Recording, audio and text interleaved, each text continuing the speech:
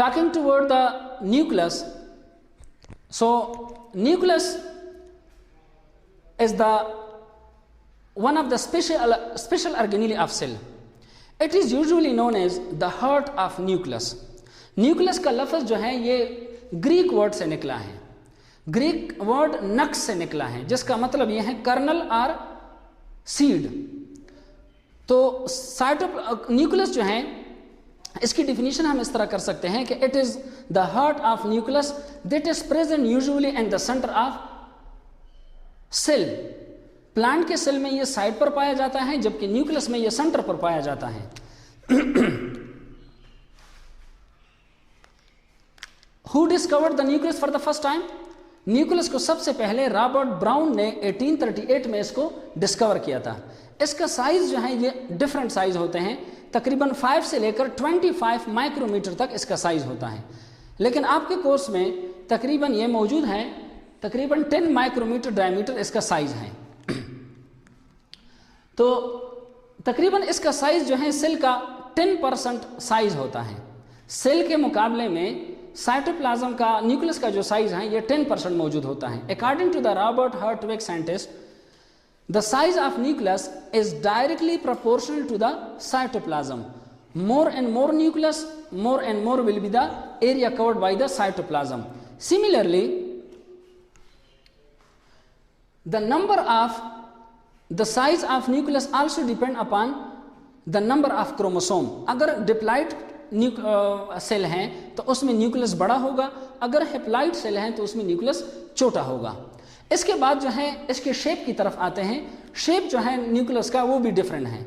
कुछ ऐसे सेल होते हैं कि जिसके अंदर न्यूक्लियस स्फीरिकल शेप होता है, कुछ किसी में क्यूबाइड शेप होता है और किसी में इर्रेगुलर शेप होता है, जैसे डब्ल्यूबीसी के अंदर इर्रेगुलर शेप का न्यूक्लियस होता है। अब आते हैं इसके numbers of nucleus, number of nucleus in cell. कुछ ऐसे सेल होते हैं कि जिसमें एक सेल पाया जाता है, जो आमतौर पर हम पढ़ते रहते हैं, जैसे अमेबा एक सेल है। इसी तरह जो है कुछ ऐसे से उन सेलों को कहा जाता है मोनोन्यूक्लिएटेड सेल, और कुछ ऐसे सेल होते हैं कि जिसमें एक से ज्यादा सेल होते हैं, जिसको कहा जाता है binucleated cell. The example of binucleated cell is paramecium containing macronucleus and micronucleus. Macronucleus is controlling all the activities other than reproduction, while the micronucleus of paramecium control the process of reproduction, mean binary fission and multiple fission. There are some other cells having multiple nucleus in their cell. Such cell is known as polynucleated cell. Now it depends upon whether it is in plant cell or it is animal cell.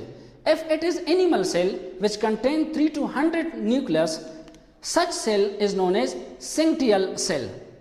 The syncytial cell contain nucleus from 3 to 100. The example of syncytial cell in animal is osteoblast. Osteoblasts are those cells, are the cells of bones. Osteoblasts are the cells of bone which deposit the calcium in the bone. While the example of polynucleated cell is sinusoidal cell. Sinusoidal cell are those cell of plant containing 3 to 100 cell, 3 to 100 nucleus per cell. These cells is also present inside the fungi. Now coming toward the parts of nucleus, there are 4 parts of nucleus. Due to its 4 parts, it is known as the true nucleus. So we are discussing eukaryotic nucleus.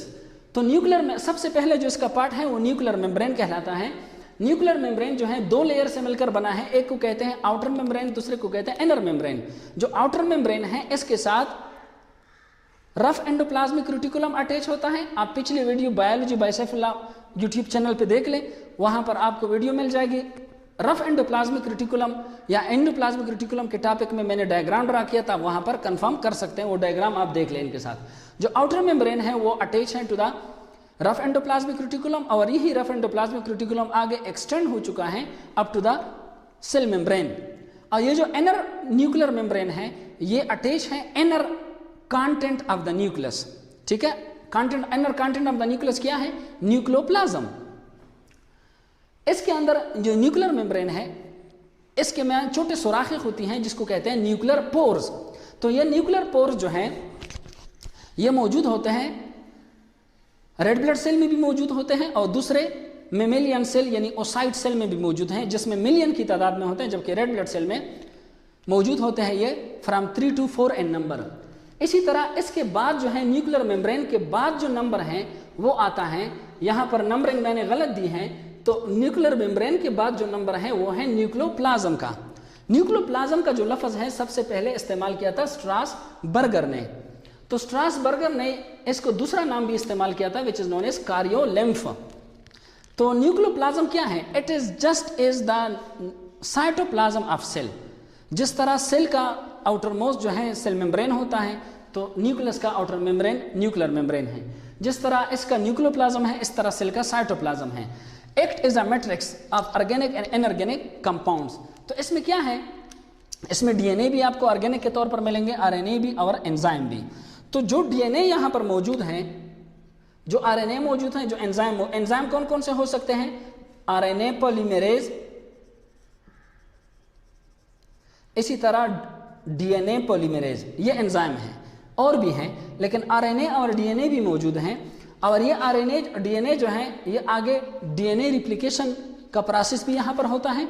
और ये DNA जो है during the process of cell division metaphase stage में ये accumulate हो जाता है, जमा हो जाता है और it form a chromatin which is known as chromosome. तो ये क्रोमोसोम का थ्रेड लाइक स्ट्रक्चर बना देता है। आमतौर पर क्रोमोसोम नजर नहीं आता, लेकिन जब सेल डिवीजन हो रही होती है तो इंटरफेस से ये शुरू हो जाता है। अब तो मेटाफेज के स्टेज में आपको क्रोमोसोम सबसे ज़्यादा विजिबल होता है, लेकिन न्यूक्लियोप्लाज्म में डीएनए की जो वो शुरू हो जाती है, इसकी जो अटैचमेंट और रॉड लाइक स्ट्रक्चर बनना शुरू जो हो जाता है वो इंटरफेस के स्टेज में शुरू हो जाता है। तो डीएनए भी मौजूद है, आरएनए भी है और एंजाइम भी हैं। इसी तरह इनऑर्गेनिक में वाटर भी है, साल्ट भी है और आयंस भी हैं। नेक्स्ट जो पार्ट है इसका न्यूक्लियोलस है। द वर्ड न्यूक्लियोलस जो है इट इज नेम्ड बाय श्लाइडन। इसमें क्या था? It is darkly stand without membrane body. ठीक है, ये अगर आप न्यूक्लियस को अंदर से देखें तो इसमें आपको एक साइड पर डार्क कलर का एक धब्बा सा नजर आएगा, ये न्यूक्लियोलस है। और ये सिंगल भी हो सकते हैं, चंद कई भी हो सकते हैं। इसके दो रीजन्स होते हैं, एक होता है पेरिफेरल रीजन, इसके साइड्स वाला, ठीक है, और दूसरा होता है सेंट्रल रीजन। तो पेरिफेरल रीजन साइड दोनों रीजन मौजूद हैं। थर्ड जो इंपॉर्टेंट रीजन है वो होता है इसका क्रोमोसोम। ये जो क्रोमोसोम है ये लफ्ज सबसे पहले इस्तेमाल किया था वाल्डायर ने। Waldeyer use the term chromosome for the first time in 1888, जबकि इसको सबसे पहले जिसने ऑब्जर्व किया था उसका नाम था स्ट्रासबर्गर इन 1815। क्रोमोसोम इसको क्यों कहा जाता है? क्रोमो का मतलब है colour and soma mean body. It is colour body but actually it has no colour. Remember tissue culture, मेरी एक वीडियो मौजूद है अपने चैनल पे, तो आप उसमें देख सकते हैं स्टेनिंग टेक्निक। तो स्टेनिंग टेक्निक में हम ये बताते हैं कि कुछ ऐसे सेल जो आंखों से आपको वाज़ह नज़र नहीं आते माइक्रोस्कोप के नीचे, तो उसको वाज़ह नज़र आने के लिए हम इसके ऊपर बाद ऐसे कलर लगाते हैं, उसको कहते हैं स्टेनिंग टेक्निक।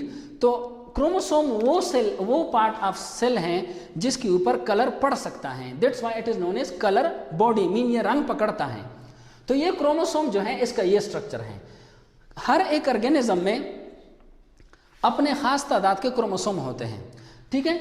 अब ये जो क्रोमोसोम आपको नजर आ रहा है, आप इसको देख ले तो ये क्रोमोसोम का क्रोमेटिड है, ठीक है। ये जो ऐसे सींग निकले हुए हैं ये इसके क्रोमेटिड कहलाते हैं। दरमियान में ये जो चारों सींग हैं ये जो आपस में मिले हुए हैं, this is known as centromere. इस सेंट्रोमेयर की जगह पर एक प्रोटीन मौजूद है जिसका नाम है काइनेटोकोर प्रोटीन। काइनेटोकोर प्रोटीन वो प्रोटीन पर होता है ड्यूरिंग द सेल डिवीजन जिसके साथ स्पाइंडल फाइबर अटैच हो जाता है। और इसके अलावा इसके अंदर जो आपको स्पाइरल चीजें नजर आ रही हैं, दीज आर एक्चुअली डीएनए। तो इन डीएनए के ऊपर जीन मौजूद होते हैं। तो the position of gene on the chromosome is known as locus, ठीक है। और ये दोनों ये वो क्रोमोसोम हैं जो अभी किस स्टेज में है, जो अभी इसकी डिवीजन नहीं हुई। जो ही इसकी डिवीजन हो जाती है तो फिर ये इस शेप में कन्वर्ट हो जाता है, यानी after the cell division and before the cell division. After the cell division ये होगा, बिफोर द सेल डिवीजन ये इस तरह होगा। अब ये जो क्रोमोसोम आपको नजर आ रहा है, प्लांट में भी क्रोमोसोम है, एनिमल भी, लेकिन प्लांट वाले क्रोमोसोम जो हैं ये थोड़े लार्ज साइज के होते हैं बमुकाबला एनिमल के। अब एनिमल में भी जो एनिमल जो है, जिस एनिमल में भी क्रोमोसोम की तादाद कम होती है तो उसमें क्रोमोसोम का साइज बड़ा होगा। जिन ऑर्गेनिज्म में क्रोमोसोम की तादाद कम होती हैं वो साइज में भी बड़ा होगा। फॉर एग्जांपल चूहा जो है, चूहे के क्रोमोसोम कम हैं बमुकाबले हाथी के, तो चूहे वाले क्रोमोसोम बड़े होंगे और हाथी वाले क्रोमोसोम छोटे होंगे। इसी तरह ये क्रोमोसोम किस चीज़ से मिलकर बना है? ये जो क्रोमोसोम आपको नजर आ रहा है, ये क्रोमोसोम जो है, लेट सपोज मैंने इंसान का क्रोमोसोम लिया तो इंसान में टोटल जो है 46 इसी तरह क्रोमोसोम होंगे, 1 2 3 4 5 6 7 8 9 10 11 12 अप टू 23। तो ये जो 23 क्रोमोसोम है, इसमें 23 क्रोमोसोम 22 को कहा जाता है ऑटोसोम, और ये जो 23 वाला क्रोमोसोम है इसको कहते हैं 6 क्रोमोसोम।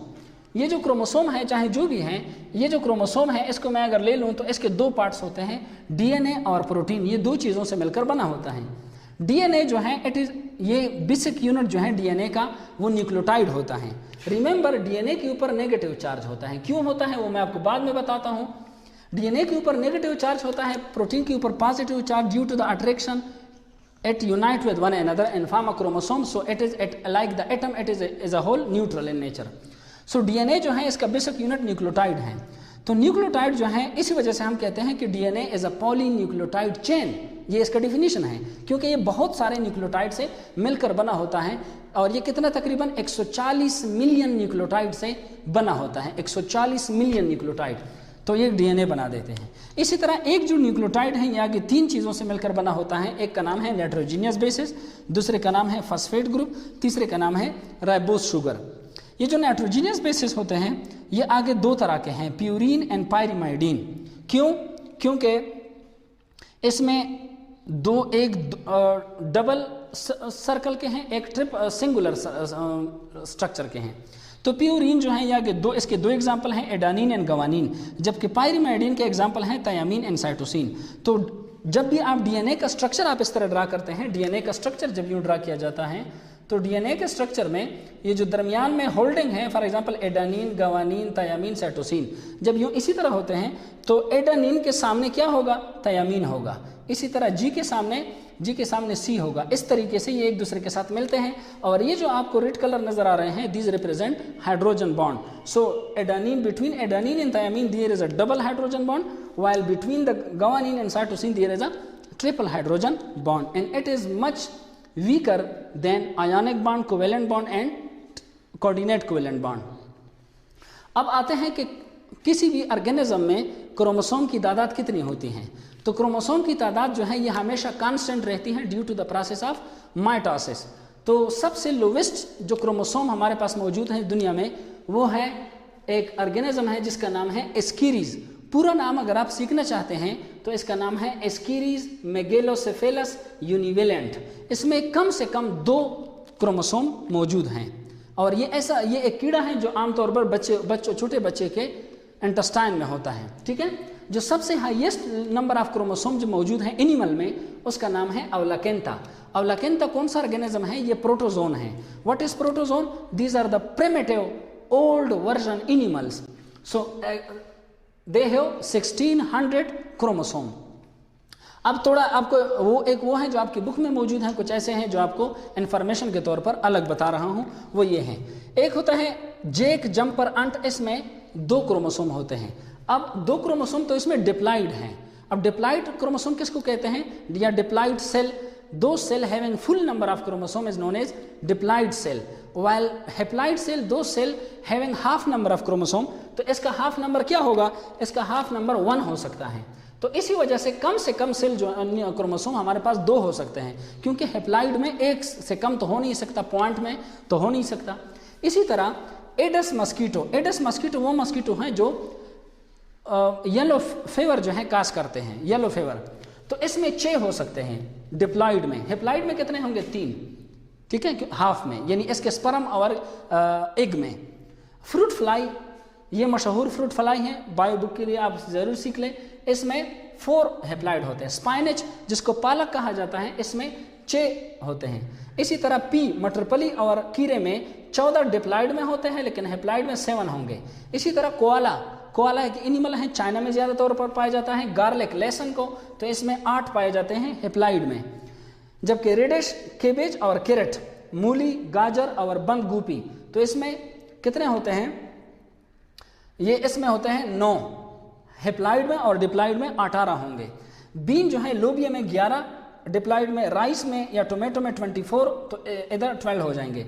ह्यूमन या वाटर बफेलो में 46 मौजूद हैं, लेकिन हेप्लॉयड सेल में कितने होंगे? 23। इसी तरह टोबैको, तंबाकू जो सिगरेट में अंदर होते हैं, सिगरेट के अंदर, तो इसमें 48 को डिवाइडेड बाई 2 कर दो तो ये 24 बन जाते हैं। इसी तरह पीजन, कबूतर जो है, कबूतर में 80 होते हैं, तो हेप्लॉयड में 40 होंगे। अमेबा जो आमतौर पर आप लोगों ने नाम सुना है, इसमें तकरीबन 250 होते हैं। तो उम्मीद है आप लोगों ने ये सीखा होगा। किसी किस्म का कोई क्वेश्चन हो तो आप मैसेज कीजिएगा। तब तक के लिए अल्लाह हाफिज़।